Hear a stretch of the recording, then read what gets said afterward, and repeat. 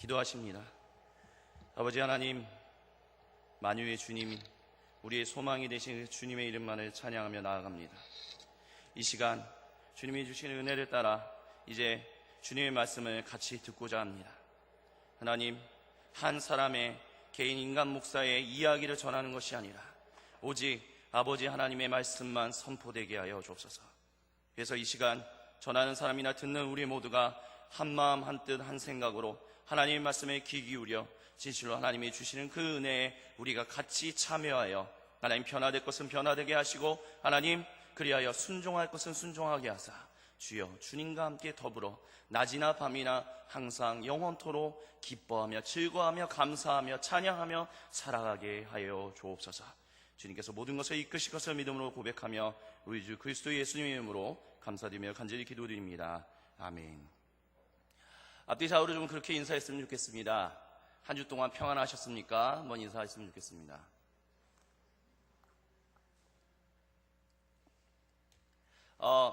오늘 주일이요, 정확하게 저희가 추석 연휴와 한글자 연휴까지 다 합친 긴 9박 10일의 연휴를 끝내고 한 주 지나고 난 다음에 처음 모이는 주일입니다. 사랑하는 성도님들, 주님께서 사랑하시는 성도님들, 한 주 동안 잘 지내셨습니까? 혹시 한 주 동안 일상생활로 복귀하는데 어려움을 겪지는 않으셨습니까? 9박 10일이라는 시간, 제가 살면서도 이렇게 9박 10일이라는 시간을 이렇게 휴가 기간을 보낼 수 있는, 휴가를 내지 않아도 이렇게 쉴 수 있는 시간은 아마 제 일생에 없었던 것 같습니다. 물론 제가 이제 기억하지 못하는 어린 시절에 있었을지는 모르겠지만 정말 긴 휴가 기간이었습니다. 그래서 이 긴 휴가 기간, 긴 연휴 기간을 끝마치고 다시 일상으로 돌아가는 것에 있어서 어떤 분들은 쉽게 돌아가셨을 수도 있을 거라고 생각합니다. 그러니까 일상생활에 잘 복귀하셨을 거라는 거죠. 근데 어떤 분들은 어려움을 겪었을 것이다 라도 생각이 듭니다. 왜냐하면 너무 쉬었기 때문에, 너무 일상생활과 다르게 쉬었기 때문에, 다른 시간을 보냈기 때문에 아마 좀 적응하는데 조금 어려움을 겪지 않았을까라는 생각도 듭니다. 근데 단순히 우리가 이렇게 열흘이라는 시간을 보냈기 때문에 일상생활로 복귀하는데 어려움만 겪을까요? 한번 일주일에 한번 놓고 봤으면 좋겠습니다. 많은 사람들이 월요병이라는 그런 용어를 씁니다. 즉 월요일이 다가오는 것을 두려워한다는 거죠. 교육자들은 개인적으로 근데 일요병이 있습니다. 뭐냐면 주일이 돌아오지 않기를 원하는 거죠. 왜냐하면 하나님의 말씀을 선포한다는 것 자체가 부담으로 다가오기 때문에. 근데 직장인들도 월요병이다라고 얘기하는 것은 무엇이냐면 다시 직장으로 돌아가는 것이 쉽지 않다. 특별히 토요일, 주일을 이틀을, 교회 안 다니시는 분들은 이틀을 잘 쉬고 월요일날 다시 복귀한다는 것이 어렵게 느껴지기 때문에 월요병이다라는 용어를 쓰는 것 같습니다. 근데 단순히 그렇습니까? 우리의 매 삶의 순간순간을 한번 좀 돌이켜봤으면 좋겠습니다. 매 삶의 순간순간이 정말 프레시한, 정말 항상 신선하고 항상 새롭고 항상 즐겁고 항상 가슴이 정말 콩닥콩닥 뛰는 그런 삶을 살아가고 계십니까?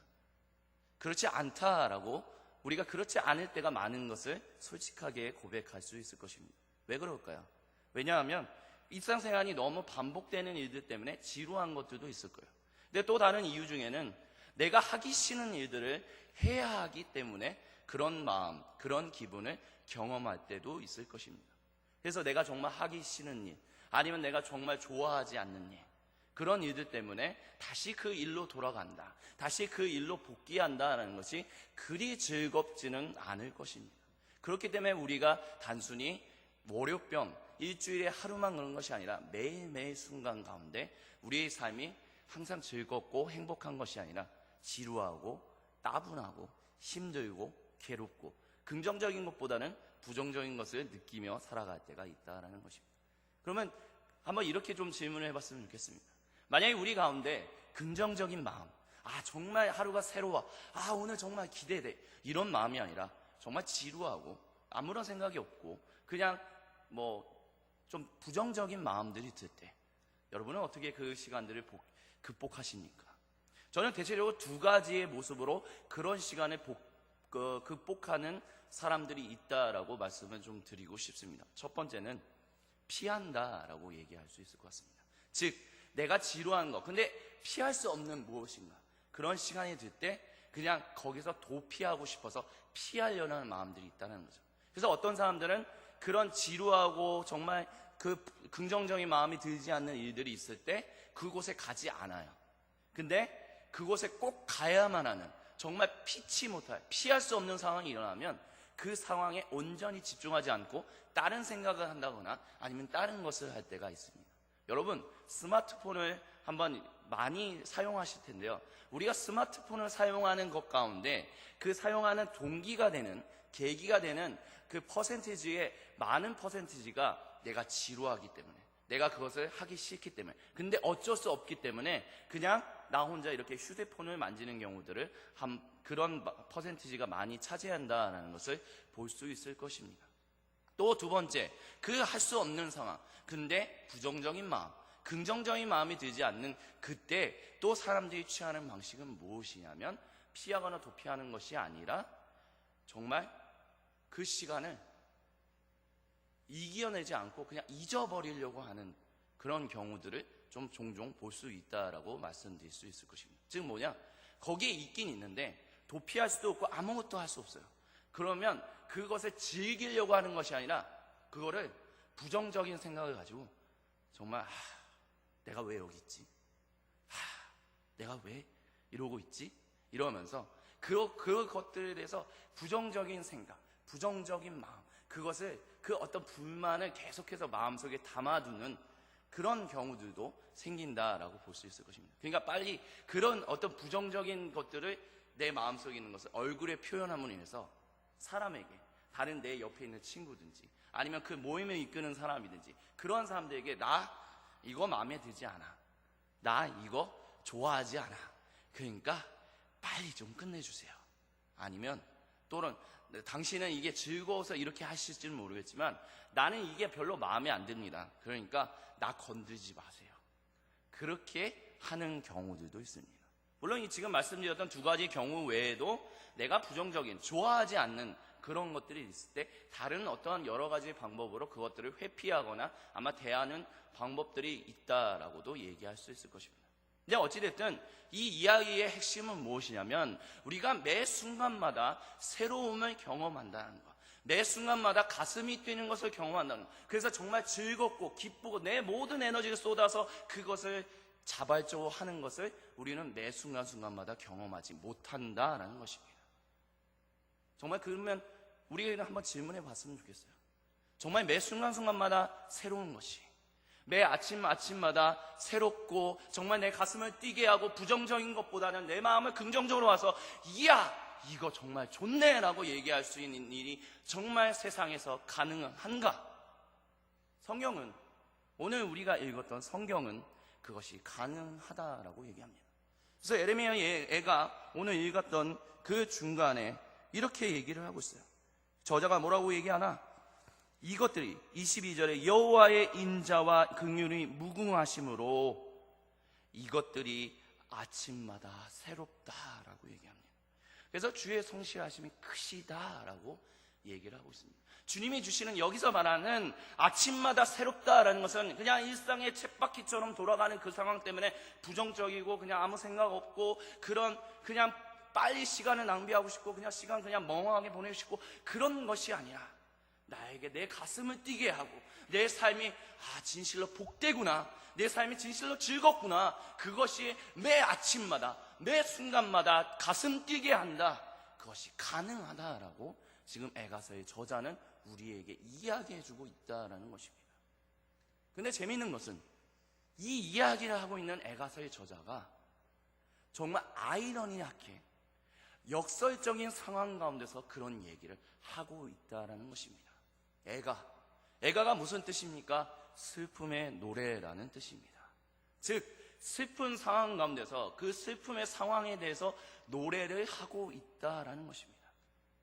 이 사람이 경험하고 있었던 슬픔의 순간이 무엇이었느냐? 바로 남유다, 나라가 멸망하는 상황 가운데서 그 모든 것이, 자신이 살아가던 그 모든 일상이 완전히 붕괴되고 그 모든 것이 파괴되는 그 순간 가운데서 슬픔의 노래를 부르고 있는 것이 바로 예레미야 애가의 중심적인 내용입니다. 근데 그 상황 가운데서 역설적으로 이 저자는 뭐라고 얘기하냐면 모든 것이 파괴되고 모든 것이 무너지고 일상은 더 이상 없는 그런 상황 가운데서도 주의 인자하심은, 주의 긍휼하심은 아침마다 새롭다라고 지금 얘기하고 있다는 것입니다. 도대체 어떻게 그것이 가능할까요? 어떻게 그렇게 노래할 수 있을까요? 오늘 예레미야 애가를 통해서 그런 것들을 우리가 좀 같이 나누고 우리의 마음속에 새기는 귀한 시간이 되기를 주님의 이름으로 간절히 소망을 드립니다.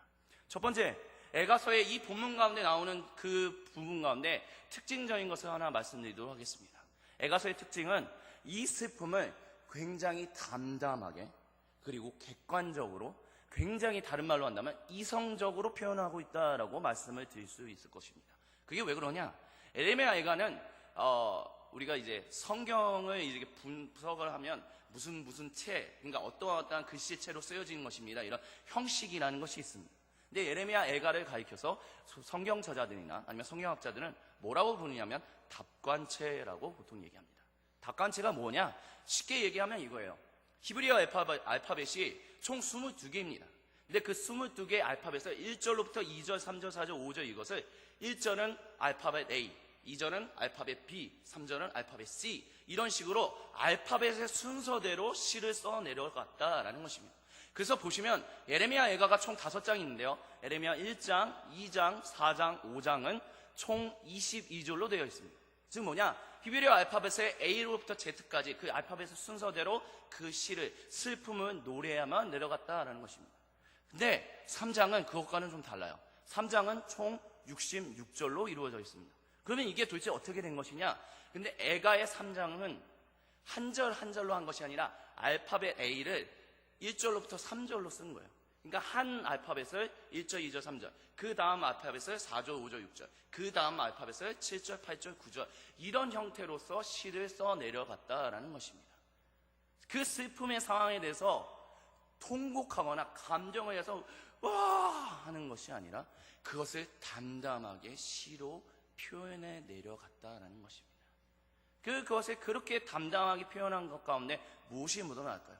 그 슬픔에 대해서 다시 한번 생각해 보는 시간들을 아마 가졌을 것입니다. 즉 자기가 당했던 모든 슬픈 순간들, 자신이 당했던 모든 억눌렸던 순간들, 자신이 당했던 모든 부정적인 상황들에 대해서 그것을 그냥 있는 그대로 감정을 와 하고 쏟아내서 그것을 해결하려고 뭐 눈물을 흘리거나 화를 내거나 그런 감정적으로, 아니면 도피하려거나 회피하려거나 그런 것이 아니라 그것을 진지하게 고려하며 고민하며 하나님 앞에 나아갔다는 것입니다. 근데 이런 것이 단순히 이 성경에만 그런 전통이 있는가? 우리나라의 옛날 고대에서도 이렇게 슬픔이나 이런 것들을 시로 표현하는 것들을 우리는 많이 유산으로 가지고 있습니다. 제 기억 속에 기억나는 것은 정몽주의 단신가가 생각이 납니다. 즉 이방원이 정몽주를 향하여 우리 이제 새로운 나라를 세우려고 하는데, 정몽주 정말 고려 마지막에 충신인 당신, 우리 이제 고려의 충신, 그 충성된 마음을 조선 새로운 나라에도 똑같이 합시다. 그래서 이방원이 노래를 불러서 이러한들 저러한들 어떠하리 하면서 노래를 불러요. 근데 그 정몽주가 같이 대작하고 있는 그 순간에서 그 이방원의 노래를 들으면서 그 이방원의 시를 들으면, 시는 그 당시에 시는 그냥 시를 읊는 게 아니라 시가 이랬으니 끝, 아무런 감정 없이 하는 게 아니에요. 시는 곧 노래였습니다. 그러니까 이러한들 어떠하고 저러한들 어떠하리, 우리 고요의 그 구성진 가락으로 그 노래를 불렀겠죠. 그러자 그 시를 들었던 정몽주는 내 몸이 죽고 죽어 100번 고쳐주고 내 몸이 백골이 진토되어 넋이라도 있고 없고 님 향한 마음이야 가실 줄이 있으랴, 그런 노래를 불렀다라는 거죠. 이렇게 그 노래, 아무리 굉장히 함축적이고 그 단순한 그 시에, 그 가사에 그 사람의 모든 감정이 실려 있다는 거예요. 근데 그 감정을 그냥 있는 대로 내가 당장 당했던 것들, 내가 당장 경험하는 것을 그냥 바로 쏟아내는 것이 아니라 그런 것이 왜 있는지, 그런 것에 왜 그런 상황이 일어나고 나는 그것에 대해서 어떻게 반응할 수 있는지를 생각하고 또 생각하고 또 생각하며 그것들을 객관적으로 표현해내는 일들을 했다라는 것입니다. 결국 닭감체가 가지고 있는, 이 애가가 가지고 있는 특징이 결국 우리에게 주는 것은 무엇이냐? 우리 가운데 다가오는 그 어려움들, 우리 상황 가운데 매 순간순간마다 다가오는 때로는 지루하고, 때로는 복잡하고, 때로는 부정적인 감정을 드는 모든 것 가운데 그냥 그 상황에 빠져서, 감정적인 것에 빠져서 그 상황에서 낙심하거나 절망하거나 아니면 회피하거나 그런 것이 아니라 지금 이 순간이 나에게 무슨 의미가 있는가? 지금 이 일이 도대체 왜 일어났는가? 그리고 이 일이 일어난 상황 가운데서 나는 무엇을 해야 하며, 또한 그리스도 하나님의 자녀로서 한 가지 더 나은 것은 무엇이냐? 이 상황 가운데서 하나님은 지금 무엇을 하고 계시며 그 하나님의 하시고 계시는 일들 가운데서 나는 무엇을 해야 하는가를 생각했다라는 것입니다. 즉 우리의 일상 가운데 지루함이 찾아오고 복잡함이 찾아오고 긍정적인 것보다 부정적인 것들이 찾아올 때 우리가 그 가운데서 아침마다 새로 오려면 어떻게 하느냐? 그것을 그냥 감정으로 반응하는 것이 아니라 그것을 가지고 이성적으로 하나님께로 나아가 하나님이 원하시는 그 가운데서 묵상하고 기도하며 나에게 지금 이 순간은 왜 일어나고 있는가? 그리고 이런 상황 가운데서 나는 무엇을 할 수 있으며 하나님은 어떻게 이 상황을 바라보고 계시며 나는 그 가운데서 나는 무엇을 해야 하는가를 고민해 볼 필요가 있다라는 것입니다. 그런 고민 가운데 하나님이 찾아오시는, 그리고 하나님이 주시는 그 새로움을 맛볼 수 있다라고 지금 예레미야 애가가 얘기하고 있다라는 것입니다. 그렇기 때문에 주님께서 사랑하는 성도님들, 그런 상황들이 다가오실 때, 그런 순간순간들이 들어갈 때 우리가 감정에 휩싸여서 아무런 생각을 하거나 아무런 기도 가운데 나가지 못하거나 아무런 그렇지 않은 것이 아니라 하나님 앞에 나와 하나님 앞에서 이것을 객관적으로 하나 둘 세 보며 기도하며 하나님 앞에서 도대체 이 모든 상황들이 벌어지는 것이 무엇인가를 기도하며 묵상하며 나아갈 수 있는 우리 모두가 될 수 있기를 나사의 그리스도 예수님의 이름으로 간절히 부탁을 드립니다. 그리고 이 본문을 통해서 하나님 또한 우리에게 주시는 은혜가 무엇인가? 그래서 19절에 이런 얘기를 해요. 내 고초와 재난 곧 쑥과 담즙을 기억하소서라고 지금 애가의 그 슬픔, 자신이 당했던 그 슬픔의 상황에 대해서 그것을 하나님, 나만 기억하는 것이 아니냐, 하나님 기억해 달라라고 얘기하고 있습니다. 그리고 이 절을 통해서 애가의 저자가 우리에게 말하고 싶은 것, 이 애가를 통해서 하나님이 우리에게 말하고 싶은 것은 무엇이냐면 하나님이 우리와 함께 하소서를 우리가 기억해야 한다는 것을 지금 이야기하고 있다는 것입니다. 예수님이 처음 이 땅에 오셨을 때 그분을 마태는 그의 복음서에서 예수님은 임마누엘이라고 분명히 얘기했습니다. 그리고 그것을 번역한즉 우리와 함께 하시는 하나님이다라고 얘기했다는 거죠. 즉 우리의 모든 순간에, 우리의 모든 지루한 순간에, 우리의 모든 부정적인 순간에, 우리의 모든 프레시하지 않은 모든 순간에 나 혼자만 있는 것이 아니라 하나님 함께하여 달라라는 것을, 그리고 하나님이 함께 하시면 이 저자는 지금 우리와 함께 더불어 노래하고 있다라는 것입니다. 그래서 20절에 그렇게 얘기합니다. 내 마음이 그것을 기억하고 내가 낙심이 되오나. 즉 무엇을 기억합니까? 예루살렘 성이 멸망한 것을 기억합니다. 예루살렘 성, 모든 일상이 파괴되고 무너진 것들을 기억한다는 것입니다. 근데 그 가운데서 우리가 읽지는 않았지만 예레미야 애가서 가운데 나오는 중심 주제는 뭐냐? 왜 우리나라가 망할 수밖에 없었는가? 왜 일상이 파괴될 수밖에 없었고, 왜 사람들이 포로로 끌려갈 수밖에 없었고, 왜 많은 사람들이 죽을 수밖에 없었느냐? 그것에 대해서 애가는 그것을 묵상하고 기억하고 기도하는 가운데 주어진 답은 무엇이냐? 우리가 하나님으로부터 멀어졌기 때문이다 라고 노래를 하고 있습니다. 즉 하나님 앞에서 우리가 순종하지 않았기 때문에, 하나님을 찾지 않았기 때문에, 말로는 찾는데 그래서 내가 정말 성전에 나왔을 때는 하나님 앞에 제사를 드리고 그래서 하나님 예배합니다 하는데 정작 일상생활에 월요일, 화요일, 수요일, 목요일, 금요일, 토요일에는 하나님을 찾지 않았기 때문에, 하나님과 상관없는 사람을 살았기 때문에, 그래서 하나님이 원하시고 기뻐하시는 그 목적을 이루는 삶을 살지 못했기 때문에 하나님이 돌아오라 얘기했는데도 돌아오지 않은 수백 년의 그 불순종의 삶이 있었기 때문에 하나님이 결국은 우리를 망하게 할 수밖에 없었다라는 것을 저 애가는 오늘 읽었던 본문 다른 부분에서 얘기를 하고 있습니다. 그러니까 지금 내 마음이 그것을 기억하고 라는 말의 이야기의 핵심은 그걸 기억한다는 것입니다. 우리가 망한 것은 하나님이 악독하거나 하나님이 우리를 시험한다거나 하나님이 우리를 괴롭히긴다거나 하나님 정말 그런 분이 아니라 우리가 먼저 하나님부터 등졌기 때문에 하나님은 우리에게 사랑으로서 계속해서 수백 년 동안 다시 관계를 회복하자, 다시 나와 함께 더불어 생명의 삶을 살자, 창조 때 너희에게 주었던 그 생명이 넘치는 삶을 살자, 그렇게 초청하고 또 초청하는데도 그것을 외면했던 우리의 완고한 마음, 우리의 거짓된 마음, 우리의 기만하는 마음 때문에, 그런 삶 때문에 우리가 망할 수밖에 없었고, 우리가 이와 같은 프레시하지 않은 고난당하는 그런 삶을 살아갈 수밖에 없었다라고, 그래서 그것을 기억한다라고 지금 저자는 얘기하고 있다라는 것입니다. 근데 중요한 건 뭐냐? 내가 그것을 기억하고 당장은 낙심을 한다라는 거예요. 지친다는 거죠. 피곤한다는 거죠. 도대체 어디서 위로를 얻을 수 있을까? 근데 그 다음 절에서 이렇게 얘기합니다. 이것을, 그러니까 내가 낙심이 되긴 됐지만 그것을 내가 내 마음에 담아두었더니 그것이 오히려 나의 소망이 되었다라고 얘기를 하고 있어요. 그리고 이 절을 통해서 우리에게 얘기하고 계신 하나님의 이야기는 무엇이냐? 상황을 보면 낙심되는 일들이 분명히 있어요. 근데 중요한 것은 그 낙심되는 상황을 끝까지 갖고 가는 것이 아니라 그 낙심되는 상황 가운데서 내가 절망하지 않고 그 낙심되는 상황이 있다 할지라도 내게 아침마다 찾아오시는 그 여호와 하나님을 인하여 오히려 내가 소망을 가지겠다라는 결단을 내리고 있는 모습을 본다라는 것입니다. 지금 뭐냐? 세상에서 우리는 보통 그렇게 생각해요.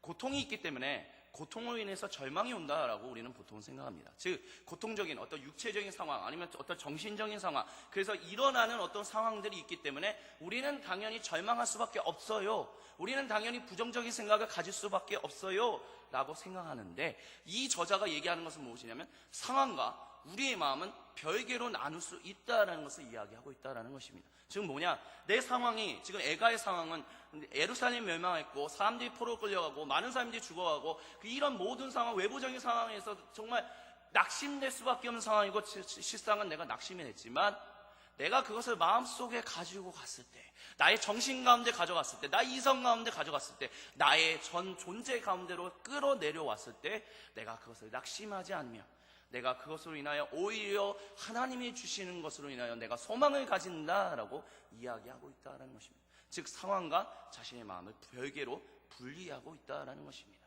그래서 많은 사람들이, 현대의 많은 심리학자들이나 상담학자들도 그렇게 얘기해요. 여러분, 분노 많이 하는 사람들이 그 주변 상황 때문에 그렇게 분노를 많이 하는 것 같으세요? 절망 많이 하는 사람들이 주변 상황들 때문에 내 상황에는 분노하고 절망할 수밖에 없는 상황들밖에 없어, 내가 기뻐할 수 있는 상황은 도저히 없어, 그렇기 때문에 절망하거나 분노하는 것 같으세요? 아니다라고 얘기를 해요. 많은 사람들이 오히려 절망하고 낙심하고 그 분노하는 것은 그 사람이 그 사람의 마음을 지키지 못하기 때문이다라고 하는 거예요. 그러니까 지금 뭐냐? 상황은 있어요. 근데 그 상황에 대해서 기쁨으로 반응할 수도 있고 즐거움으로도 반응할 수 있고 때로는 부정적인 마음으로 반응할 수 있는데, 그것을 결정하는 것은 무엇이냐? 우리 마음이라고 기독교인들이 아닌 비그리스도인들의 심리학자들이나 상담자들도 그런 것을 얘기를 하고 있어요. 그리고 오늘 저자도 동일하게 얘기하고 있다는 것입니다. 결정하는 것은 우리 마음이라는 거예요. 상황이 어떻게 일어나든 상황이 일어나는 것을 우리가 어떻게 할 수는 없어요. 우리가 바꿀 수 있는 상황들도 있지만 우리가 바꾸지 못하는 상황들도 분명히 일어납니다. 그래서 그런 상황들 때문에 내가 힘들어요. 내가 때로는 오해를 받아요. 때로는 내가 부정적인 마음을 가질 수밖에 없는 상황들이 일어나요. 근데 중요한 것은 그 상황 가운데서 내가 부정으로 빠질 것이냐 긍정으로 갈 것이냐, 이것을 결정하는 것은 나의 마음이다라는 것입니다. 그 얘기를 지금 이 본문을 통해서 하나님이 우리에게 얘기하고 계시다는 거예요. 그리고 그 본문의 저자가 나는 그래서 내가 부정적인 마음 가운데 절망 가운데 빠지지 않고 내가 소망을 가지겠다.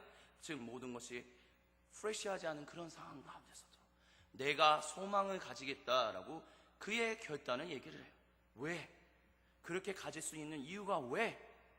바로 오늘 읽었던 여호와의 인자와 긍휼하심이 무궁하기 때문에, 즉 영원하기 때문에, 그래서 그런 것이 결국 뭐기 때문에 우리가 망하지 않을 것이기 때문에. 즉 이 저자가 얘기하는 건 뭐냐? 지금 상황은 다 망했어요. 이미 나라가 망했고 다 망했어요. 근데 무슨 뭘 망하지 않아. 근데 이 저자에게는 그런 소망이 있는 거예요. 아니야, 하나님이 이렇게 하신 것은 비록 우리가 하나님으로부터 돌아섰기 때문에, 하나님 말씀에 불순종했기 때문에 이런 일을 겪었지만, 하나님은 이 일을 우리를 완전히 망하게끔 하시기 위한 것이 아니라 하나님께로 다시 회복하시기 위한 그분의 사랑에 기초한 것이었다라는 믿음으로써 이렇게 얘기할 수 있다는 거예요.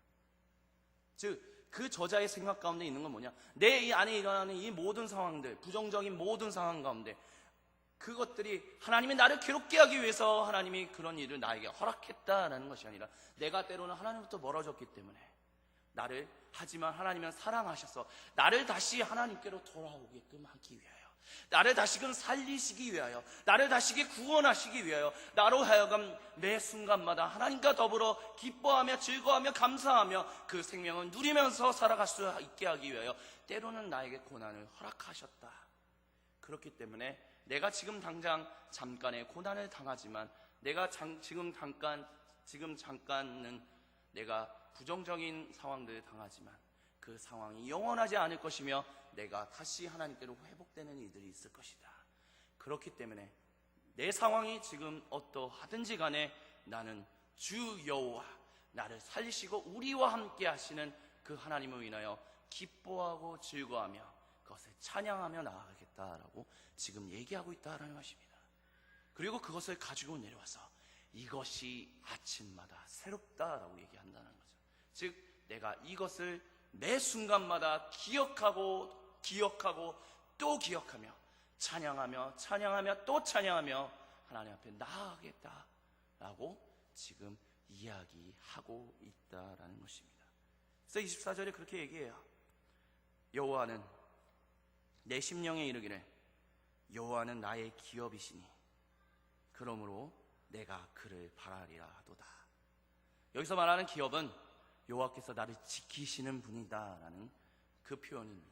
기업, 여기서 말하는 기업은 내 유산을 때로 다른 사람이 상속해주는 어떤 유산이다라고 이제 얘기할 수도 있는데, 이 본문에 이 기업이라는 단어가 가지고 있는 또 다른 뜻은 그것을 가지기 위해서 하나님이 나를 지키신다, 하나님이 나를 보호하신다, 나를 통해서 하나님이 직접 나를 보호하시든 다른 주변 사람들을 통해서 보호하시든 하나님은 나를 지키시는 분이십니다 라는 고백입니다.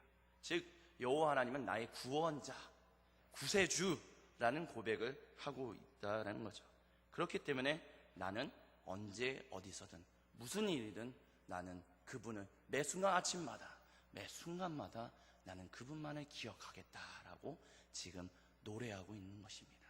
슬픔 가운데서 희망을 노래하고 있다라는 것이죠. 그러면서 우리에게 마지막으로 이렇게 얘기합니다. 기다리는 자, 그리고 그 여호와의 선하심을 구하는 이들에게는 그분들에게 하나님은 선하셔서 그들에게 여호와께서 구원을 베푸실 것이며, 그 구원을 베푸시까지 우리는 어떻게 하는 것이 좋으냐? 잠잠히 기다림이 좋도다라고 얘기를 하고 있습니다. 사랑하는 성도님들, 말씀을 마무리 짓고자 합니다. 매 순간 아침마다 우리가 즐겁고 행복하고 새로운 삶을 살아간다는 거 사실 쉬운 것은 아닙니다. 이렇게 말씀을 전하는 저조차도 매 순간마다 하나님 앞에서 기뻐하느냐, 때로는 막 삶이 막 무게가 다가와서, 때로는 내가 당하지 못했던 어떤 일들 때문에, 때로는 아침에 봤는데 뭐 정말 황당한 일들 때문에 막 기분이 막 뒤집어지고 뭐 그러면서 내 마음에 절망으로 빠질 때도 있고 낙심하러 빠질 때도 있고 그래요.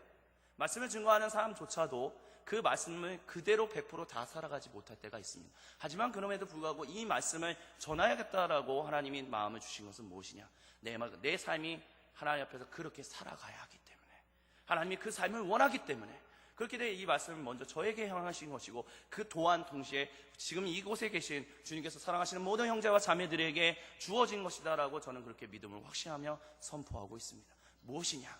상황이 어떠하든 간에 우리는 매 순간순간마다 그 여호와의 선하심을 찬양하며 나아갈 수 있어야 한다는 것입니다. 근데 그것을 찬양하기 위해서는, 그것을 예배하기 위해서는 우리가 무엇을 먼저 기억해야 하느냐? 하나님, 당신은 선하십니다라는 것을 우리가 잊지 말아야 한다는 것입니다. 우리의 상황 때문에, 우리의 상황이 좋으면 여호와를 선하십니다. 근데 우리의 상황이 좋지 않으면 여호와는 선하지 않으십니다. 이렇게 얘기한다면 우리는 아무리 부정적인 상황이 닥쳐오면 닥쳐올 때마다 우리는 그 부정적인 상황에 사로잡혀서 그것에 매여서 살 수밖에 없어요. 기뻐하며 살 수 없고요, 즐거워하며 살 수 없고요, 행복하게 살 수 없습니다. 하지만 하나님은 우리가 행복하게 살기를 원하십니다. 그게 성경이 우리에게 말씀하십니다. 우리가 모두가 다 행복하게 살기를 원하시잖아요. 그럼 어떻게 행복하게 사느냐? 방법은 단 하나입니다. 여호와 하나님을 찾으십시오. 그 여호와 하나님의 선하심과 인자하심을 진실로 간구하십시오. 만약에 내 삶 가운데 나는 그런 것을 별로 경험한 적이 없는데, 이 말씀이 정말 그런가? 그러면 하나님 앞에 이렇게 간구하며 나가십시오. 주여, 말씀이 이렇게 얘기하시는데, 주여, 내가 그 하나님을 내 삶에서 많이 만나본 적이 없습니다. 근데 하나님 말씀이 진실로 사실이고 하나님이 진실로 살아계시다면 그 하나님 내가 만나게 하여 주옵소서. 기도하며 살아가게 하여 주옵소서. 에이, 그런 일이 있어? 에이, 말도 안 돼. 이게 아니라, 하나님, 내가 오늘 이 순간, 말씀 듣는 이 순간부터 여호와의 선하심을 진실로 맛보며 살아갈 수 있도록, 다짐하며 무릎 꿇으며 경험할 수 있도록 주여, 내가 기도의 자리로 나아가게 하여 주옵소서. 하나님, 내가 진실로 하나님만을 찾고 또 찾게 하여 주옵소서라고 기도할 수 있게 되기를 간절히 소망합니다. 그리고 그 기도하는 사람을 하나님은 절대로 외면하지 않으실 것입니다. 같이 기도하시겠습니다. 사랑의 하나님 아버지, 오늘 우리에게 주신 하나님의 말씀을 기억하며 진실로 하나님께서 우리에게 주시는 아침마다 새로운 그 은혜가 우리에게 넘쳐날 수 있도록 주여 우리와 함께하여 주옵소서. 우리와 함께 하시는 그 하나님을 매 순간마다 경험하며 주님이 주시는 그 은혜와 사랑으로 인하여 매 순간이 새롭고 매 순간이 즐겁고 매 순간이 하나님 앞에서 정말 기뻐서 내가 아는 모든 일들이 지루하거나 하나님 복잡하거나 내 인생에 부정적인 것으로 사로잡히는 것이 아니라 기쁨으로 인하여 내 얼굴에 항상 미소가 뜨며 내 마음에 항상 기쁨으로 넘치며 내가 하는 모든 일들 가운데 내가 봉사하거나 내가 일하거나 하나님 어떤 것을 하든 간에 즐거워하며 하나님께 자발적으로 헌신하며 하나님의 영광을 위하여 그리고 이웃들에게 복음을 증거하는 이들을 위하여 우리의 삶이 아름다운 열매를 맺는 삶을 살아갈 수 있도록 주여 우리와 구체적으로 항상 함께하여 주옵소서. 여호와의 선하심, 여호와의 인자심, 어떤 상황에서든 잊어버리지 않고 우리의 믿음의 고백으로 정말 애가의 저자가 모든 것이 다 무너진 상황 가운데서도 그 소망을 노래했던 것처럼 우리의 모든 순간에 그 소망을 노래하며 찬양하며 살아갈 수 있도록 주여 우리를 말씀과 성령으로 붙드시고 변화시키사 그리스도의 장성한 분량에까지 이르게 하여 주옵소서. 우리 주 그리스도 예수님의 이름으로 감사드리며 간절히 기도드립니다. 아멘.